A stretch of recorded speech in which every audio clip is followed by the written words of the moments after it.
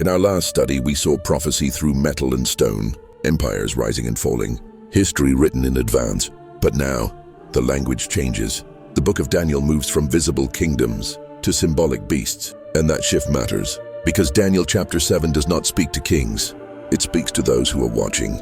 Daniel chapter 7 opens with a vision not given to an emperor, but to Daniel himself. This time, God does not speak through gold or silver. He speaks through creatures, wild, terrifying, unnatural. And the question we must ask tonight is this: why does God describe world empires as beasts?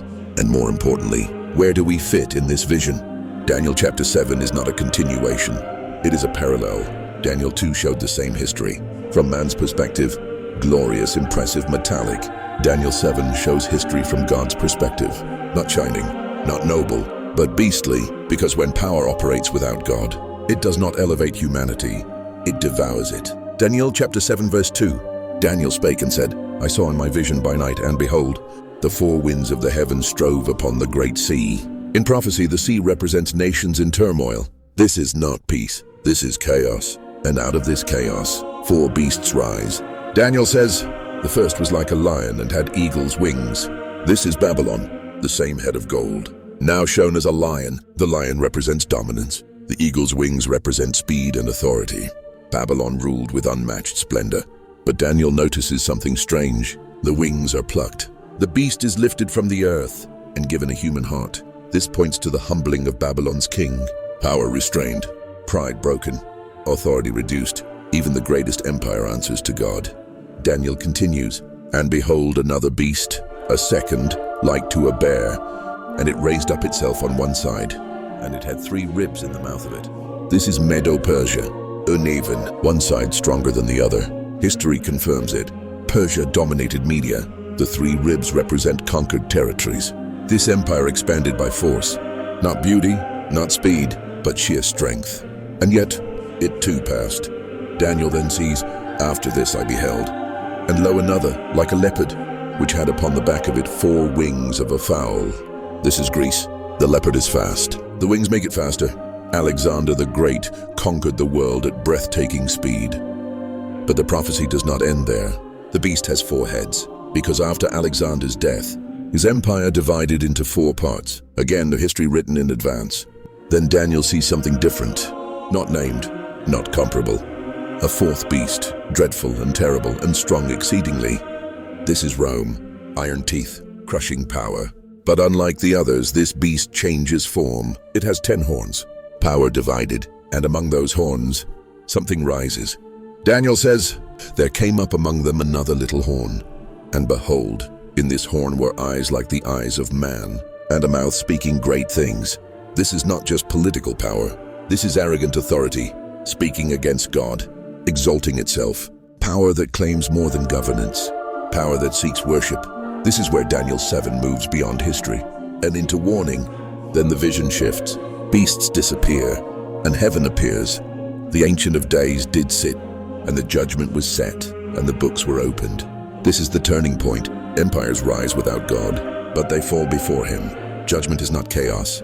It is order restored. Daniel ends with hope. One like the Son of Man came with the clouds of heaven. Authority is transferred, not seized, not stolen, given. His dominion is an everlasting dominion which shall not pass away. Beasts lose power. The kingdom of God remains. Daniel 7 does not end in fear. It ends in assurance. History is not random. Power is not permanent. And the final kingdom belongs to God.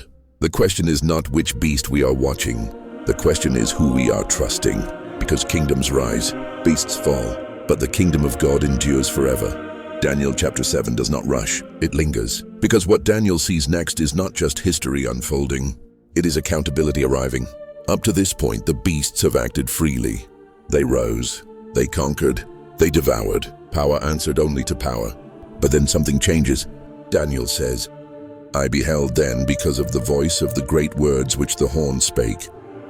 In other words, the arrogance of power reaches a limit. Words matter. What authority claims eventually reveals what it is.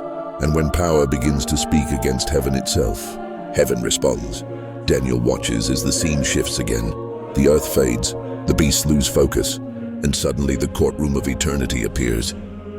I beheld till the thrones were cast down, and the Ancient of Days did sit. This is one of the most important moments in all prophecy, because history is not ending in chaos. It is moving toward judgment. The Ancient of Days is not hurried. He is not reacting.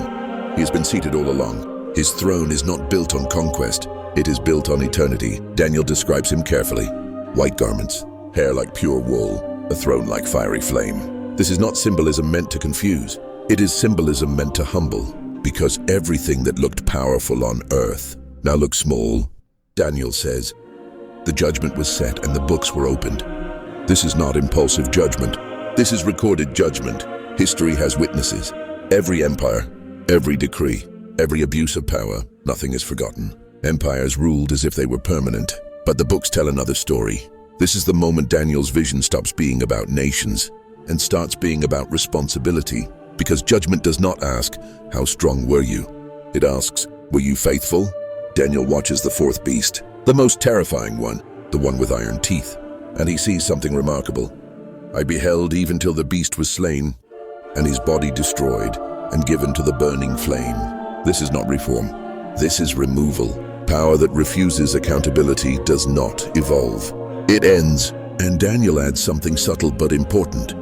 As concerning the rest of the beasts, they had their dominion taken away, yet their lives were prolonged for a season and time.